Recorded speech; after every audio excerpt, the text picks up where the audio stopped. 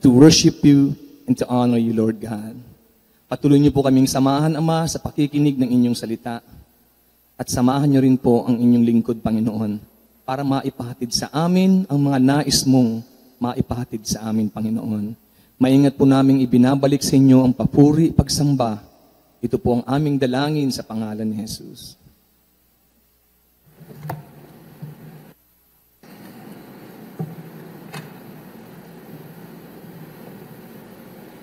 First Timothy 5:17. The elders who direct the affairs of the church well are worthy of double honor, especially those whose work is preaching and teaching. The double honor there means honorarium, support, and respect. Apply this teaching to family elders. Kung tinuturoan tayo na bigyan ng double honor ang elder sa ating church, paano natin ito i-apply sa ating mga pamilya? Sa mga nagpalaki sa atin, nagpaaral, kumupkop, nag-alaga. Ang ating pag-aaral, pinamagatan natin, Seniors Discounts. Salamat po, Ama, sa mga seniors ng aming buhay at sa mga binigyan nyo at binayaan ng mahabang buhay umabot sa pagka-senior. Salamat din po.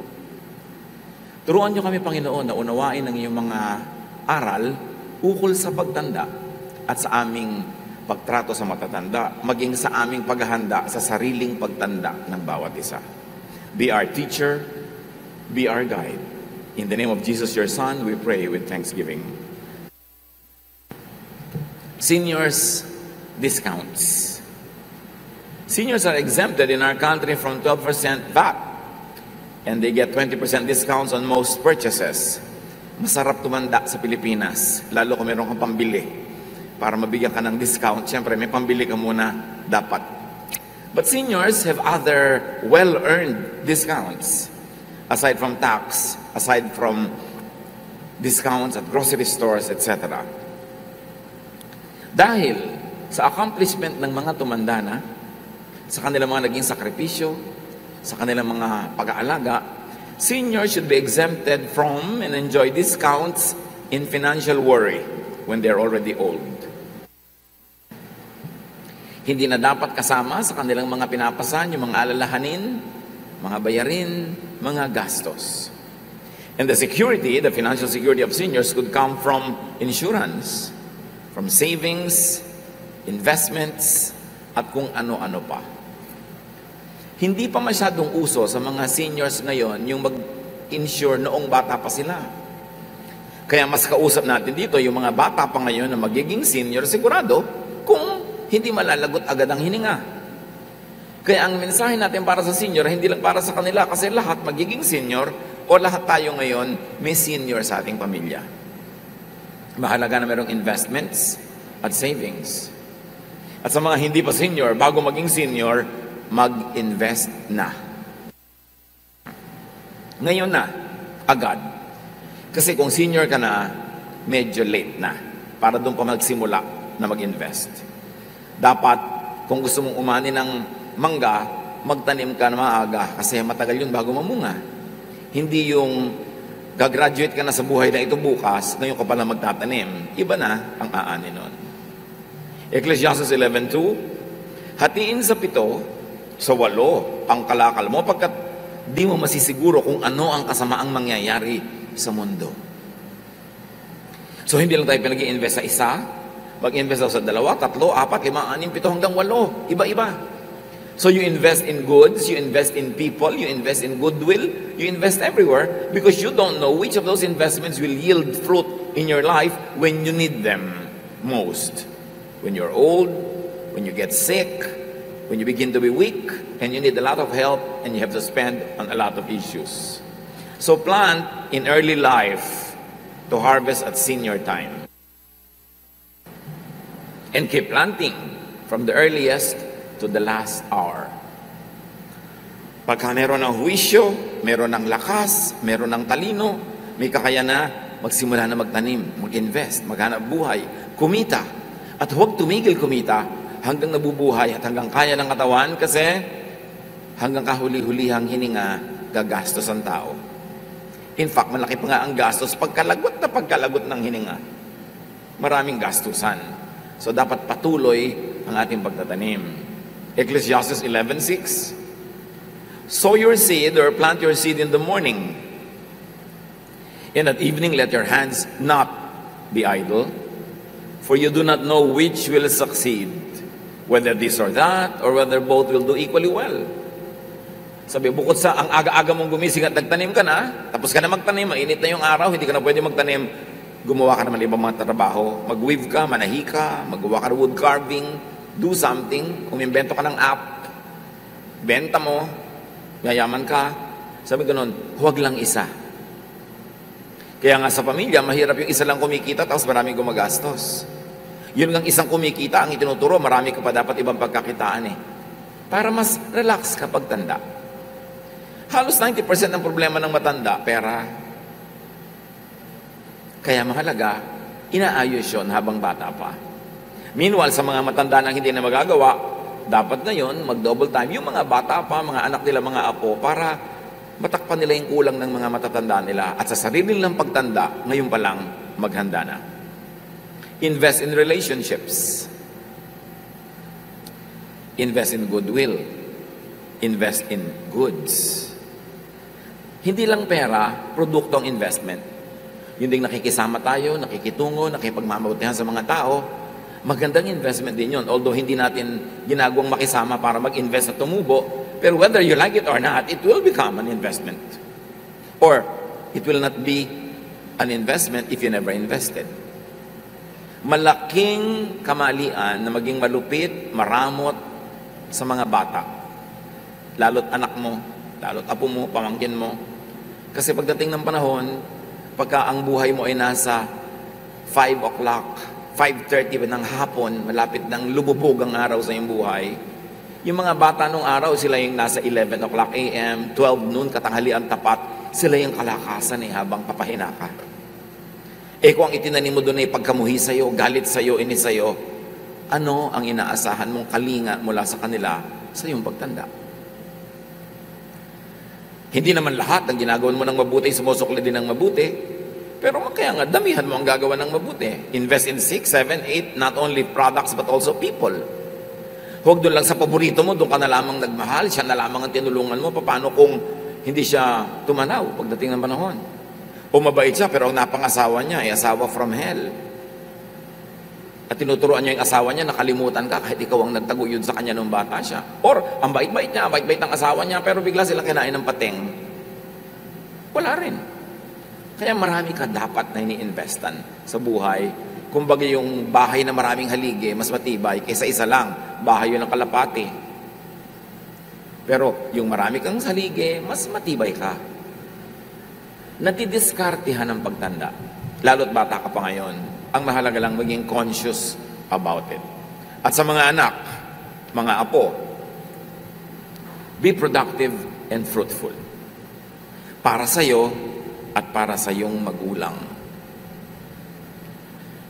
Hanggat pinakamaaga, as soon as possible, mga anak, stop being burdens to your elders and start becoming supporters. Ang goal dapat ng bata, makagraduate agad para makapagtrabaho na at nang makatulong na sa magulang. O kaya, makapagnegosyo, kumita ng malaki para makatulong sa magulang, makatulong sa mga kapatid. Dapat, yun ang goal. Hindi laging humingi ng humingi. Allow your parents to invest and save for their senior years.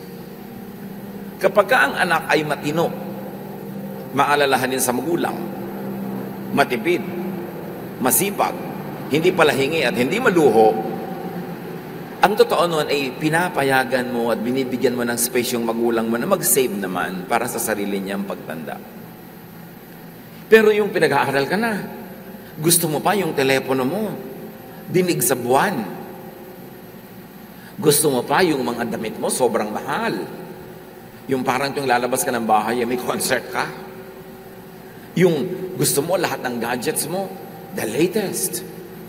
Hindi pa sapat yung teleponong nakakatawag ko, nakaka-text. Kailangan pa, pwede kang gumawa ng architectural plan sa loob ng telepono mo. Kailan pwede ka mag-dissect ng mga palaka, gumawa ng biology assignment mo sa loob ng telepono? Pang-research? Pag sobra kang hingi ng pangluho sa magulang, ang sinasabi mo nun ay ganito, ubusin nyo ang pera nyo sa akin, sa luho ko, at huwag na lang kayo mag-save pagtanda nyo. It's so unfair and so unkind, especially kung hindi naman talaga napakayaman at likas na mayaman ng iyong magulang. Huwag maluho. Gusto mo ng extra expense? Earn it.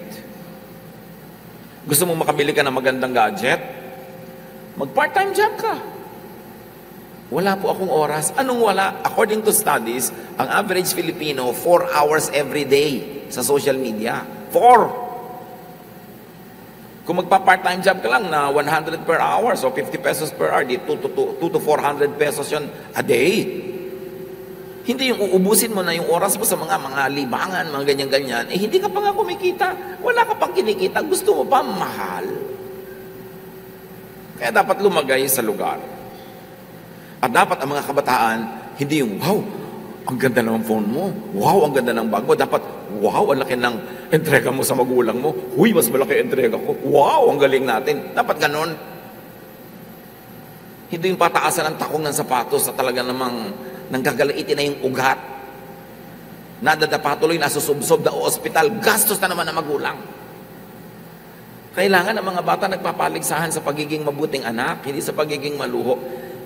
Mga kapatid, huwag niyong hangaan ng mga kabataan na hindi pa kumikita, ang luho-luho na, hindi nakakahanga yun. Malaking kapigtasan yun sa kanya at sa kanyang magulang na kumukonsinte.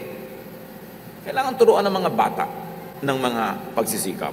Sabi sa Bible, repay evil with good. Diba?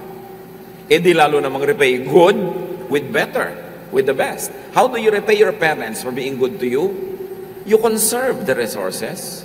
You save what can be saved. You help them make money, even in your part-time jobs.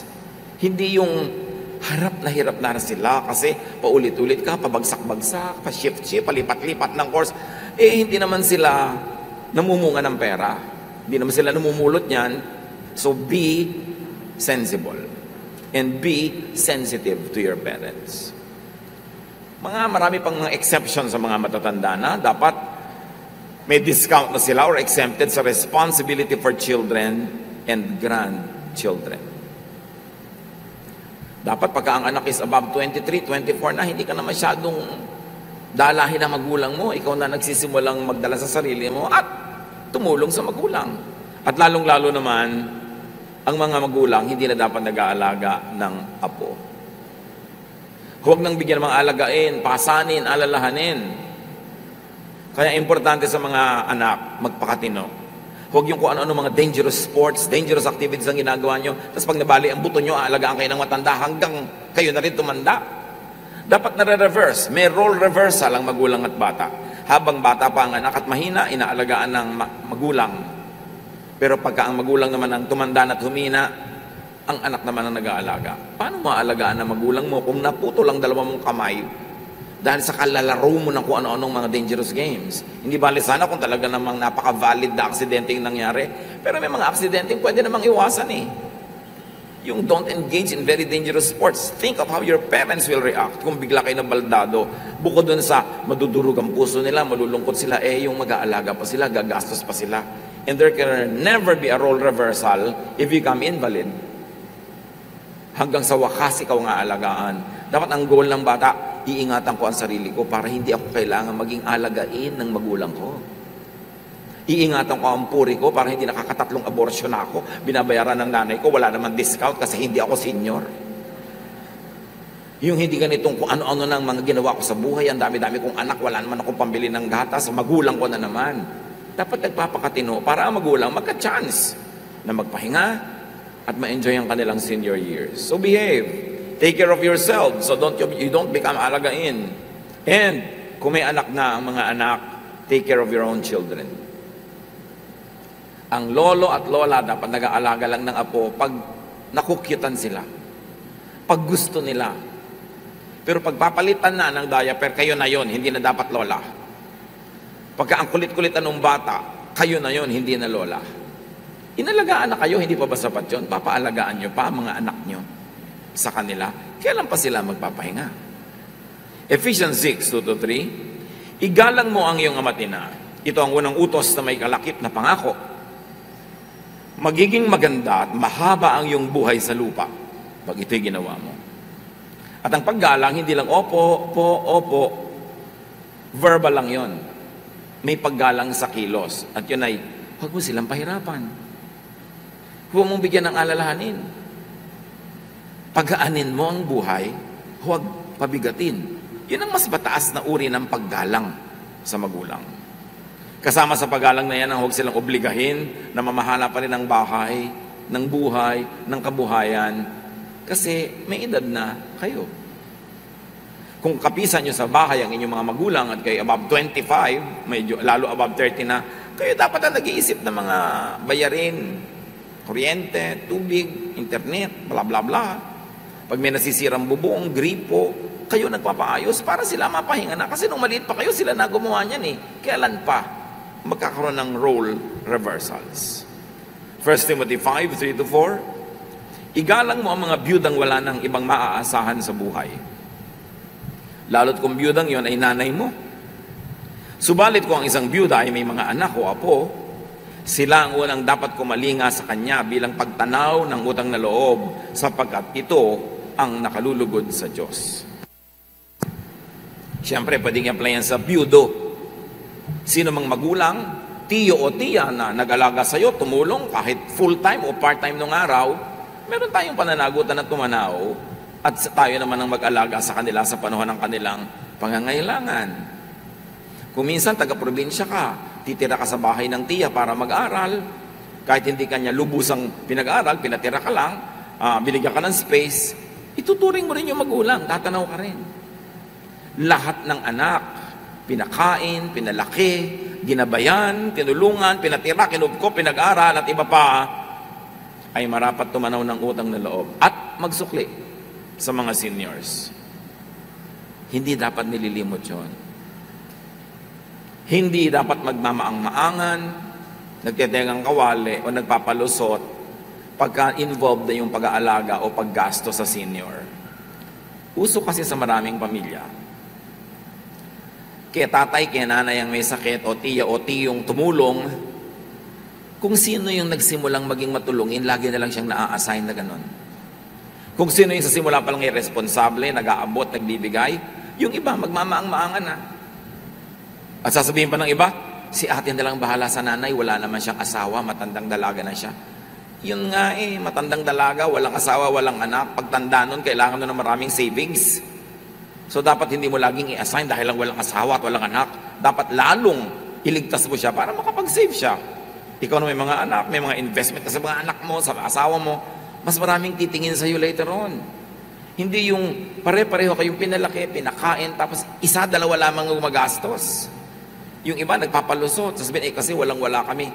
Kung tutulong ka sa magulang at sa mga seniors, pag lang nagkaroon ka, kailan pa mangyayari yun? Walang himala sa mga ganyang bagay. Tumutulong ka kahit kagipit. Tumutulong ka sa magulang, sa senior, sa lolo, kahit kulang ang pera mo. Isama mo siya sa nakalista. Maglilista ka bayad sa tubig, sa kuryente, sa rent, nanay, tatay, kasali sa listahan. Kasi pag inilagay mo siya sa kaduluduluhan, wala nang natira. Next month na lang. Then next month, next uli. Hindi na mangyayari yun. Tapos pag namatay, lakas-lakas mo umiyak. Alam nyo, ang nakakapagpahina at nakakapagpakonti ng iyak, pag namatay na matatanda, yung alam mong ginawa mo yung best mo habang buhay siya. Then, pwede kang hindi masyadong malungkot. Nalulungkot ka lang, namimiss mo, pero walang halong pagsisisi. Walang usig ng budhi. Ganun ang paraan ng pamumuhay. 1 Timothy 5:8, ang sino mang hindi kumakalinga sa kanyang mga kamag-anak, lalo sa mga kabilang sa kanyang pamilya, ay tumatalikod sa pananampalataya at mas masama pa kaysa sa isang di mananampalataya. Pag daw hindi mo ginagawa ang pananagutan mo sa kamag-anak, lalo sa matatanda na naging mabuti sa iyo, doble yon. Kasi meron kang utang na loob na dapat mong tingnan. Dapat mong tanawin. Masahol ka pa daw sa hindi naniniwala sa Diyos. Kesa simba ka ng simba, Bible ka ng Bible, tapos hindi ka malang nagpapadala sa mga magulang mo. Yung kita mo, sa'yo na lang, sa asawa mo at sa anak mo. Bakit ka ba nakarating sa estado mo ngayon? Di ba dahil sa iyong magulang? Kaya napakahalaga ng pananagutan ng napapangasawa. Kung may napangasawa kayong matino, mahusay, kumikita, na-train, may negosyo o may edukasyon, dapat yung tanawin yan sa inyong biyanan. Dapat kayo pa nga mga manugang ang nagsasabi sa asawa nyo, bigyan natin ng nanay mo, nanay ko na rin, nanay natin. Hindi yung kailangan pang ilihim ng asawa ang pagbibigay doon sa kanyang pamilya dahil magagalit kayo, magdaramdam, magtatampo. At alam natin ito, karamihan sa mga Pilipinong pamilya, yung babae bigay ng palihim sa kanyang kamag-anak, yung lalaki hindi na makakupit. Kasi dala-dala yung payslip. Sa bagay, may nakakadoktor din ng mga payslip. Itanong nyo sa akin kung sino, parang alam ko yung iba. Pero kailangan pa kayong pagtaguan, ibig sabihin yan, masama ugali nyo. Kung itinatago ng asawa nyo sa inyo na nagbibigay siya sa magulang, masama ba magbigay sa magulang? Dapat sabay at fair kayo, both sides. Importante kasi yung mga senior, entitled sila dyan. They have earned it. At isa daw malaking paglapastangan sa Diyos ang hindi maging magalangin, masuporta sa magulang. Seniors should also be enjoying discounts in heavy physical work. In fact, exemption is better than discount.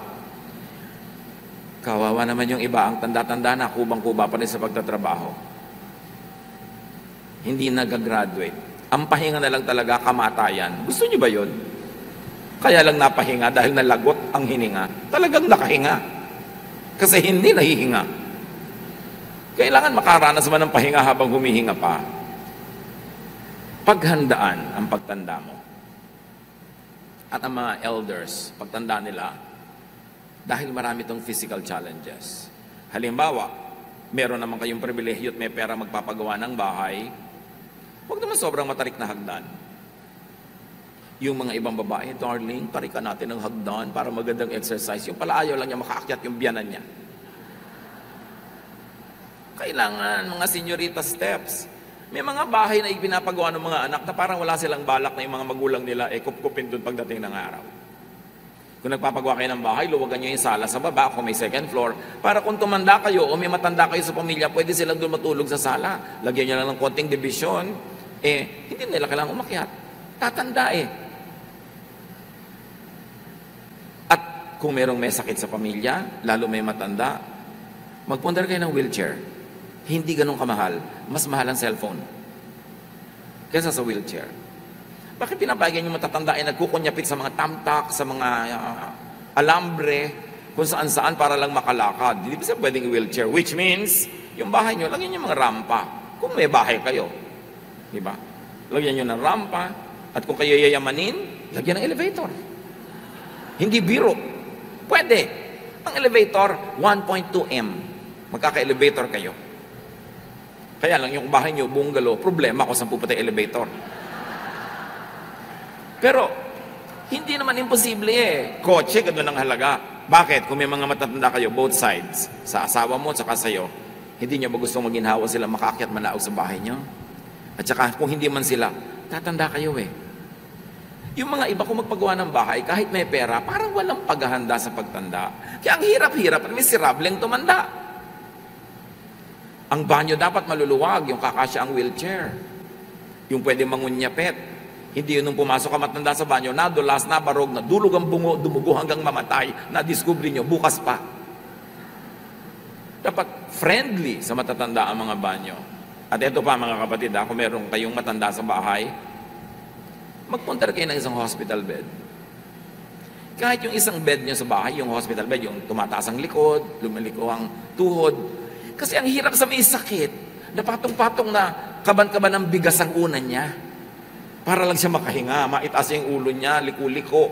Tapos para siya makatayo, takot-takot na paghawak sa mga baging, sa mga lubid at kulambo. Hindi naman ganun kamahalan ng bed. Hindi lang kasi tayo conscious that life can be more comfortable if we like to make it so. Pwede bigyan niya investment. Isang party, halimbawa ng anak mo, wala tayong party ngayon, bibili tayo ng hospital bed ng lola. Period. Mahirap bang gawin yon? Doon kayo magkantahan ng happy birthday sa paligid ng kama. Ilagay nyo yung lola, huwag nyo lang lalagyan ng kandila. Saka na. Sa cake dapat ang kandila. You can make life easier for seniors if only you'd try. And you'd make it really try. Gaano kamahal ang heater sa banyo? Hindi yung maliligo ang matanda, nag-iinit pa sa takore. Magbomba pa na kusinilya, magbubuhos pa sa timba. Uminit, lumamig. Hindi naman ganun kamahal kung gugustuhin. Marami tayong pinagkakagastahan na hindi naman kailangan. Ang hilig-hilig natin mag-party, tapos ang banyo, wala man lang bidet. Wala man lang panghugas, tabo pa. Na kuminsan, lata pa yun, na nahihiwa-hiwa pa yung matanda. Doon sa tabo. Kailangan maging komportable tayo. And accept the old ones from heavy emotional strain. I-accept na natin sila sa maraming problema. Hindi nila kailangan malaman. Avoid causing seniors to worry, to fear. Kaya magpakatino kayo pag may asawa, mga anak, tuwing nag-aaway kayo para maghihiwalay kayo, parang napipilas ang puso ng magulang nyo. More than they say. More than they can tell. Pagka hindi maayos sa inyong mga marriages, nasasaktan ng mga magulang. Kaya dapat ayusin ang buhay, alang-alang sa matatanda. Kung hindi man alang-alang sa inyo mismo. Avoid causing seniors to be needlessly sad. Everybody has a responsibility na ayusin ang buhay para hindi malungkot ang mga matatanda. At laging dalawin, samahan, ipasyal, bigyan ng libangan. At bigyan ng sustento ang matatanda. Lalo't wala silang sariling pensyon, wala silang sariling pinagkukunan. Dapat may sustento. Kung ilang kayong magkakapatid, mag-usap-usap kayo. O buwan-buwan ha, magpapatak-patak tayo ng tig 50,000 para kay mami. Diba? Yen. Diba? So, mga tig 50,000 yen. O kaya kala nyo naman, pesos agad. Diba? So, para alam nung matanda kung magkano tatanggapin niya buwan-buwan. Hindi yun pang nasa lubong mo lang sa ibabaw ng bundok Banahaw, doon walang inaabutan. Kaya lagi siyang nasa bundok Banahaw, bihira ka pumunta. Yung binibigyan mo paminsan-minsan, hindi ka na pagbibigay sa magulang. Yung masalubong mo, may okasyon, bibigyan mo. Regular. Sabihin nyo nga sa katabi nyo, regular. Kahit hindi kayo maluwag. Kasi kahit hindi nyo sila bigyan at hindi, gagastos sila. Bibili ng gamot, kailangan ng pagkain. Regular. Para alam niya, ang mga anak ko, ang binibigay sa akin, halimbawa, every month, o ipagpalagay nyo ng nakaka-8,000 yung matanda, o 80,000, ano man. Alam niya kung kailan yung kasunod, kaya nababudget niya. Pero yung kailan uli mag-aabot ito, kailan di nila alam, mahirap yun. Dapat may ganun. Paano po nag-iisa kong anak? Abay, dapat regular lalo dahil ikaw lang ang umubos ang pera ng magulang mo. Kaya ngayon, ikaw lang ang magsusupport. Ganun talaga ang buhay. Kailangan regular. Leviticus 19:32. Tatayo kayo kapag may kaharap na matanda. Igalang nyo sila at matakot kayo sa Diyos. Ine-equate ng Leviticus ang takot sa Diyos sa paggalang sa matanda. Ngayon, hindi lang yan physical pagtayo. Tayo kayo ng tayo, wala naman kayo inaabot, maupo na lang kayo. Ang ibig sabihin lang yan, yung be considerate, be respectful, not only in your bodily postures, but very importantly, in your behavior and interaction with them. At may kakambal yan, yung utos na igalang ang matanda. May kakambal yan na unsaid, mga matanda, dapat kagalang-galang kayo. That is the other side of the command. Hindi lang inuutos na gumalang sa matanda, dapat ang matanda earns the respect. And 90% of the time, they've already earned it. And even if they belong to your 10%, we are still taught by Scripture to be respectful and supportive of our parents. Ang kanilang pagkukulang ay hindi excuse sa mga anak later on na maging magalang at maging matulungin sa magulang. Nababawasan lang siguro dagdag yung perks, yung sweetness, yung eagerness, pero may minimum na requirement para sa mga anak, anuman ang naging performance ng inyong magulang.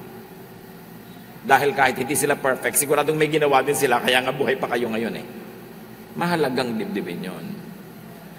Psalm 71:18, isang dalangin, even when I am old and gray, do not forsake me, my God. And it might as well be addressed to the children. Even when I am old and gray, do not forsake me, my child, my children. Because that is the concern of every human being, yung pagtanda. Aminin man at hindi, ang laging inaalala, paano ko pagtanda ko? Sino mag-aalaga pag nagkasakit ako? Sino maglilibing pag namatay ako? Sino magdadala sa akin sa ospital pagka ako may naglulubha? Yun dapat, mayroong assurance ang pamilya, lalo yung mga anak, mga apo na sa abot na aming makakaya, lagi namin kayong aalagaan. Kasi ang ginagawa mo sa matatandang yan, ay yan din ang gagawin sa inyo ng mga bata sa iyong pamilya later on. Kaya napakahalaga na itinuturo nyo sa inyong mga anak na napakabuti niyong magulang sa mga lola nila. Kasi binibigyan nyo sila ng example kung paano kayo itatrato pagtandaan nila at pagtandaan nyo. Kung nakikita ng mga anak nyo, baliwala ang magulang nyo sa inyo, di ba baliwalain din kayo paglaki niya? Kasi yun ang nakitang halimbawa. Napakahalaga na yung mga basic traditions na ganyan na hindi iniiba ng panahon, hindi iniiba ng uso, hindi iniiba ng gadget. Because some things never change. And one of the most important things that never changes, or one of the things that never change, yung bata inaalagaan ng matanda, at yung matanda aalagaan ng batang lumaki na, at hindi na bata, pero hindi pa masyadong matanda. Yun ang cycle ng buhay. Kaya lahat ng sibilisasyon, kabihasnan, pamilya, mula noong unang panahon hanggang ngayon ay nanatiling nakatayo. May role reversals. Seniors, very importantly, behave. Act responsibly. Gawin yung pleasure sa mga young people, sa inyong mga anak at apo na kayo ay tingnan, irespeto, igalang, suportahan dahil kayo'y karapat-dapat. Hindi lang naoobliga sila, kundi ikinagkagalak nila na gumawa sa inyo ng mabuti dahil tama ang inyong kilos. Ang mga matanda dapat may pinagkatandaan. Para ka igalang, dapat kang kagalang-galang. So dapat hindi tayo nakikilahok sa gulo ng mga pamilya, wala kang kakampihan, para ikaw yung hukom na pwedeng maghusga sa mga kasong idinudulog sa iyo ng family members. Kung may kakampi ka, kasama ka sa group A, syempre hindi makikinig sa yung group B. Ang matatanda dapat neutral. Kahit sa loob ng inyong puso, meron kayo kumisang paborito, meron kayong kinakampihan, hindi ka lang ipahalata. Kasi may role kayo to be neutral so that you could guide the family and give them objective advice. At pagka yan, tayo ay mga kagalang-galang, hindi natin kailangang humingi ng limos na igalang tayo. Kusa na tayong igagalang. Kasi kagalang-galang tayo. Titus 2:3-4. Sabihin mo ang mga nakakatandang babae, at isama na rin natin ang mga lalaki, na sila'y mamuhay ng may kabanalan. Huwag maninirang puri. Huwag daw chismosa ang matatanda. At huwag maglululong sa alak o anumang bisyo, kundi magturo ng mabuti. Upang maakay nila ang mga kabataang babae na mahalin ang kanilang mga asawa at mga anak. Yun daw ang dapat ginibigay ng matatanda sa kanilang mga anak at apo. A good example. Mamuhay ng matuwid, tama, payapa. And by your example, the other new couples in the family will find inspiration so that they will live their lives correctly, above and beyond reproach. Because you have proven to them that it works. That goodness works. At yan ang kailangan ng mga kabataan ngayon, magagandang halimbawa. Na yes, virtues work. Correctness works. Decency works. At yun ang ibinibilin sa matatanda. Tumanda ng may pinagkatandaan. Mga seniors, in the family, in the community, be an agent of peace, not trouble. Dapat tayo yung taga-ayos sa mga gulo, hindi tayo naglilikha. At huwag ipang-abuso ang katandaan. Kasi maraming mga matatanda, pang-blackmail nila, matanda sila. Earn it. Earn the respect. Earn the support. Hindi lang automatic na kung matanda ka, you're entitled to so many things already. Nung araw, alam niyo ba kung bakit sobrang igalang ang matanda? Sobra talaga nung araw. Kasi nung araw, pagtanda lang ang paraan para ka matuto. Hindi po uso ang school, konti pa lang nag-i-schooling, kaya kailangan tumanda ka ng tumanda para ka matuto. Pero ngayon, nasa shortcut ng mga kabataan ng pagkakatuto, nalalampasan pa nga kuminsan ng matatanda sa alam. Kaya yung matatanda, merong double task. Hindi ko mas matanda kayo na ang pinakamaraming alam. Hindi na uso yun. So saan tayo ngayon mga hawak para magkaroon tayo ng claim to respectability, claim to affection, claim to high esteem, character. Kahit ang mga kabataan ngayon are better informed because of the information technology, ang atin ngayong ipapakita para lalo tayo maging kagalang-galang kahit kumisan mas marunong sila kaysa sa atin, gano'n na ngayon, character. An assailable character. That you are serene like water without blemish on its face. Na hindi ka madaling maligkalig, hindi ka nagyang tataranta. Matining na loob, buong loob, mataas na pananampalataya, mabuting pagkatao, kahit kailan, respectable yon. Kaya may alam ka, kaya hindi. Kaya mas graduate ang mga apo mo sa'yo, kaya hindi. You will never lose the respectability kung ang ating pagkatao ay mahusay. At mga matatanda, kahit tumatanda pa, be productive and fruitful hanggang kaya. Huwag mag-retire agad. Pag nag-full retirement ka na, gagastusin mo na yung maliit mong pension, mauubos na yung savings mo, humaba pa na humaba ang buhay mo. Wala ka ng pera, buhay ka pa. Parang awkward. So dapat hanggang kaya kumikita ka pa rin. Kahit paano, didiskarte ka para hindi ka aasa. Ang magandang ang goal ng mga magulang, and I'm talking to the parents, not to the children, yung hindi ka kailangan bigyan hanggang malagutan ka ng hininga, ikaw pa rin yung nagbibigay. Ang sarap naman na ganun kang parent. Yung hindi ka kailangan umasa. Pero bihira mangyari yon. Pero kahit buo o kalahati lang, pwedeng ma-achieve yon.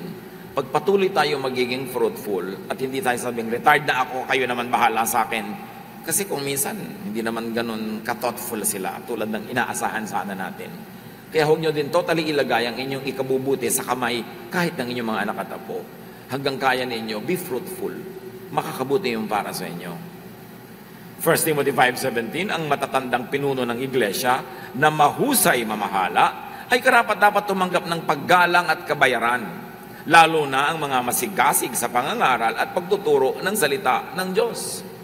So ang inuutos natin sa Timothy, yung mga matatanda, mga leaders ng iglesia na mahuhusay, masigasig magturo ng salita ng Diyos, galang at kabayaran ang ibibigay dyan. Yan ang tinatawag na double honor. At ganun-ganun ang dapat na pag-apply natin sa mga matatanda ng pamilya. At doblehin ninyo ang pagiging magalang, doblehin ang sustento, doblehin ang support kung naging napakahusay nila mga magulang. Ngayon, kung hindi naman masyado naging mahusay, merong minimum dapat mo pa rin ibigay kasi magulang mo sila. Ngayon, matatanda man o hindi, huwag katakutan ang pagtanda. 99.99% ng mga tao takot tumanda kasi takot humina, takot mamatay. Lahat naman ng tao namatay. So bakit ka matatakot? Lahat doon naman nagpupunta talaga. Paano natin aalisin ang kamandag ng kamatayan? Paano natin babawasan ang kirot, ang hapdi, ang pait ng kamatayan? Do what you can. At yun ay magtanim hanggang bata. Magtanim ka ng magtanim ng mga pinag-usapan natin. Do your part. Pagkatapos mong nagawa ang lahat ng kaya mong gawin, manalig ka at kumapit sa Diyos because God will do His part. Isaiah 46:4, ako ang inyong Diyos. Iingatan ko kayo hanggang sa pumuti ang inyong buhok at kayo'y tumanda. Kayo'y nilikha ko, kaya tungkulin ko na kayo'y iligtas at tulungan. Sabi ni Yahweh, God does His part, do yours. Pag nagtanim ka ng magtanim, ginawa mo ang mabuti, nagpakahusay ka, then ang part ng Diyos, aalagaan ka niya, huwag mo na problemahin ang pagtanda. Problema na yun ng Diyos. Dahil ginawa mo na ang pwede mong gawin. Para mawala o mabawasan ang pagkabalisa tungkol sa pagtanda, o pagharap sa Diyos, which is really sa kamatayan ng katawan, alalahanin ng Diyos habang bata ka pa. Mula pagkabata at sa buong buhay. Pag sinasabi sa Bible na alalahanin ng Diyos, hindi yung panakot. Panakot lang sa mga sobrang lumalabag sa Diyos. Pero most of the time, lalo sa Ecclesiastes, pag sinabing alalahanin mo ang Diyos, ibig sabihin, enjoy your life. Because God's intention for your life is that it be enjoyed. Binigyan ka ng panlasa para ka kumain. Binigyan ka ng lakas para ka lumakad, mamasyal. Binigyan ka ng mga kamay para ka makapag-produce ng higit sa iyong kailangan para sumarap ang iyong buhay. Ang kalooban ng Diyos ay para masarap ang ating buhay. At pag naging masarap ang iyong buhay, you minimize pain, you maximize pleasure, you did the most good. Pag tinatawag ka na ng Diyos, wala kang dapat ikatakot at wala kang dapat panghinayangan because you live a full and a beautiful life. Ecclesiastes 12, 1-7. Alalahanin mo ang iyong manlilikha sa panahon ng iyong kabataan bago dumating ang mga araw at taon na puno ng kaguluhan, panahong hindi mo na madama ang tamis ng buhay. So anong ibig sabihin lang dito? Enjoy life while you are young and strong enough because there will come a time when you cannot enjoy life anymore. So while you can, enjoy it. Yun sinasabi, remember your Creator in the days of your youth. Hindi panakot na huwag ka mag-enjoy, kundi mag-enjoy ka. Basta hindi mo ninanakaw, gumagawa ka ng mabuti, at tama. That is life. Because there will come a time when you will not enjoy it anymore. Alalahanin mo ang Diyos bago makubli ang sikat ng araw, bago magdilim ang buwan at mga bituin, bago ka matabunan ng makapal at madilim na ulap. Tula kasi ibig sabihin lang, mag-enjoy ka bago ka magkaroon ng katarata. Bago lumabo ang iyong mata, basahin mo na ang babasahin, tingnan mo na ang titingnan, kasi lalabo yan. Ang mahalaga, pag nangyari na yon, you are not possessed by vain regrets because you remembered God, your Creator, when you were young, when you were able, when you were gifted with mobility, with strength, and with finances. Alalahanin mo siya bago humina ang iyong katawan, sabi ng verse 3, bago manghina ang iyong mga bisig, bago mawala ng lakas ang iyong mga tuhod. Alalahanin mo siya bago mabungi ang iyong mga ngipin at bago lumabo ang iyong mga mata. Alalahanin mo nga siya bago dumating ang panahon na sarado na ang mga pintuan at tumigil na ang tunog ng gilingan. Ibig sabihin, bago ka mabingi, alalahanin mo na ang Diyos. Habang may mga senses ka pa, live life to the fullest. Celebrate life. Do the most good, but enjoy the most as well. Bago dumating ang panahon na madali kang magising sa himig ng ibon, o sa tunog ng awitin ay tuluyan ng tumigil. Bakit nga ba yung mga bingi, sinisigawan mo, hindi ka madinig, pero nagigising sa konting huni ng ibon? At sabi ng Ecclesiastes, bago mangyari yon, alalahanin mo ang Diyos. He wants you to have a full life, enjoy a full life. Just do not forget to be godly, to do good. So, importante. Verse 6, alalahanin mo siya bago dumating ang panahong katatakutan mong umakyat sa matataas na lugar. Bago dumating ang panahong di ka na makalakad ng mag-isa. So, ibig sabihin, mamasyal ka na ng mamasyal habang wala ka pang arthritis, wala ka pang rayuma, habang hindi ka pa umiika-ika at bubuhatin ka na, mamasyal ka na. Kaya mahalaga yung paalala natin sa mga anak na huwag kayong maluho, huwag kayong hingi ng hingi, tapusin yung pag-aaral nyo, para makapag-ipon yung mga magulang nyo o makapamasyal na. Kasi pagka hindi nila kayo titigilang suportahan habang buhay, naghihingalo na lang sila, hindi pa sila nakapamasyal. Hindi nila magagawa yung sinasabi ng Ecclesiastes. You've got to set your elders free from responsibilities so that they can enjoy life to the fullest. After they have raised you up from childhood and you have become adults. Alalahanin daw ang Diyos bago pumuti ang iyong buhok at lipasan ang pagnanasang sumiping sa minamahal. So nangyayari niya sa mag-asawa? Parang magkapatid na lang. Kaya anong sinasabi ng Ecclesiastes? Sumiping pa more habang pwede pa. Diba? At sumiping now. Kasi darating ang panahon, sabi nga, di ba, mahina na yung tuhod mo, wala ka ng gana, gusto mo na matulog, ayaw mo na maabala. So sabi ka nun, habang may panahon, gawin nyo lahat yan. Now, you know how thoughtful God is? Itinuturo niya ang lahat ng ito.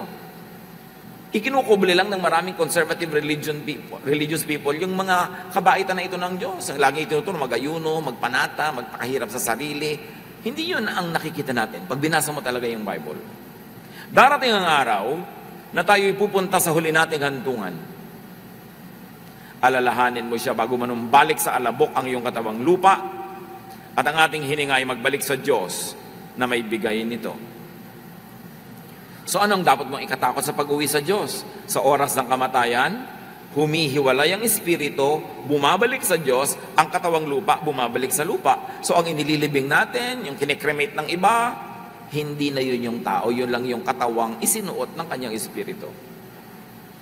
Kaya pag may nakikita kang mahal sa buhay na inililibing, huwag ka masyado magdrama, hindi siya yun, yan lang yung katawan. Kung sabihin, ay, inililibing na si nanay, di ba? Kakalungkot yun. Ay, inililibing na ang katawang lupa ni nanay at si nanay nasa Panginoon na yung espiritu, nababawasan yung lungkot. At hindi yan pampakonsuelo lang. Totoo yun. Sabi sa Biblia, ang espiritu bumabalik sa Diyos, ang katawan bumabalik sa lupa. Kaya dapat hindi tayo masyadong madrama pag may namamatay. Gawin mo lahat ng pagmamahal habang buhay siya at pag namatay, edi, die. Hindi mo ikinakatuwa, pero hindi mo din dapat ipagluksa. Kasi yung kamatayan ay pinto na pasukan patungo sa buhay na walang hanggan. Ba't mo siya pagkakaitan na pumasok doon? Lalo't hirap na sa buhay dito, yun na lang ang pahinga. Nakakalungkot, nakakamiss, pero hindi ka dapat maghinagpis. Sapagkat kung sa Diyos uuwi ang ating mga mahal sa buhay, dapat nga ipagdiwang. Although mahirap magdiwang kung mahal na mahal mo at namimiss mo. Pero mga kapatid, bawasan ang drama sa lamay. Bawasan ang drama sa libing. Pag nabuhay ka ng tama, yung mahal mo sa buhay ay hinayaan mong mabuhay ng masaya, masigla, masagana. Walang dapat ikalungkot pag uuwi na siya sa Diyos. Yung lungkot-lungkot para lang sa mga hindi mananampalataya. Nalulungkot ka pero dapat konti lang, hindi masyado. Ngayon, kung talagang hindi mo tinulungan, hindi mo minahal, hindi mo inalagaan, nakakalungkot nga yun kasi may halong pagsisisi. Kaya malaki ang pananagutan din ng mga anak sa mga seniors para maging maluwag din sa ating loob pagka sila ay tinatawag na ng Diyos. Paghandaan, huwag katakutan ang paglipat sa kabilang buhay. Para lang sa mga walang pananampalataya yung sobrang hinagpis. Do what you can for seniors to minimize their pain and suffering. Acts 20:35, sa lahat ng pagkakataon, dapat ninyong tulungan ang mahihina.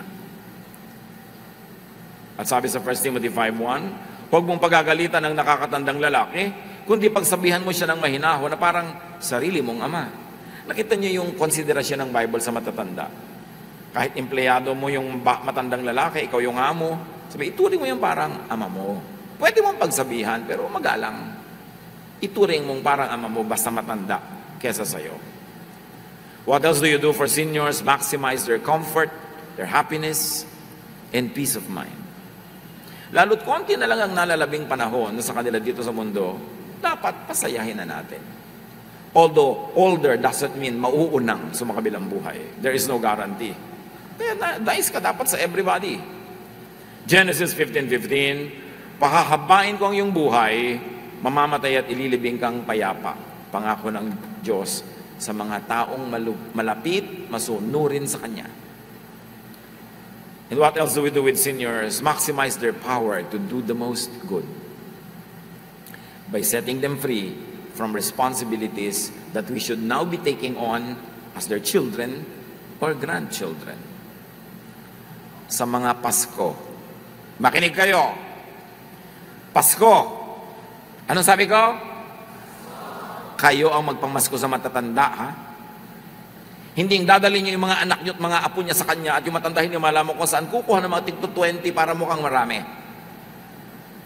Huwag na kayong namamasko sa matanda. Kayo na ang magpapasko. Ulitin niyo nga yun. Ang hina naman, konti-konti ng natandaan. Huwag na kayong namamasko sa matatanda. Ulit. Dapat kayo na ang magpamasko. Malinaw ba yun? Kaya tuloy yung matatanda, manghihingi din naman si Huy, bigyan mo ko ng pampamasko. Bakit kailangan pang paikot-ikot yung pera?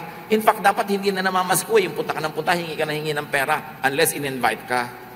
Pumunta kayo sa bahay, mamasko kayo sa akin, bibigyan ko kayo ng suman. O yun. Pero yung nauobliga ka, ang dami, isang pulutong dumadating, naaaga ang kamatayan ng matanda.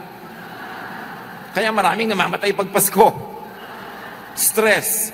Huwag na. Lalo wala namang alam yung hanap buhay, walang pensyon, mamamasko pa kayo. Anong gusto nyo gawin niya? Mag-hold up ng bangko? Marami tayong mga kaugalian na bulok. Dapat hindi ko mo kaugalian maganda. Yung iba tinitigilan na yan.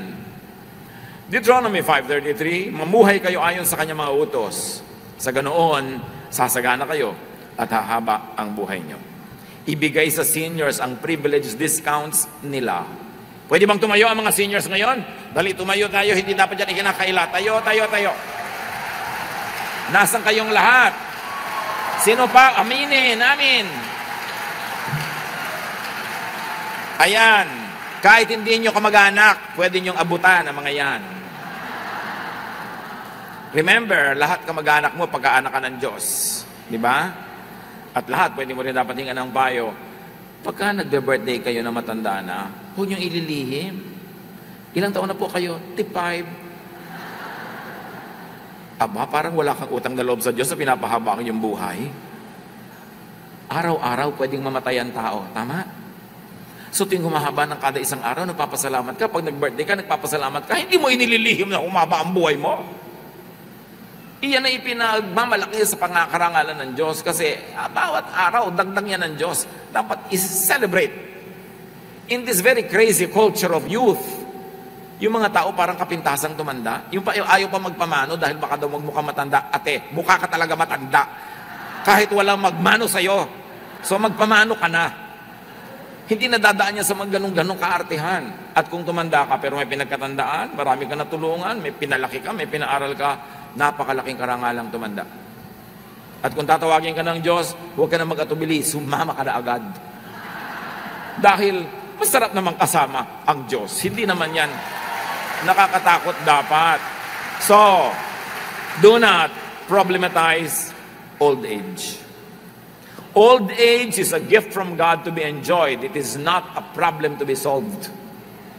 And it is not a shame to hide. It is an honor that the Lord has given you long life. Maghanda sa inyong parating na pagiging senior, yung kayong mga hindi pa senior.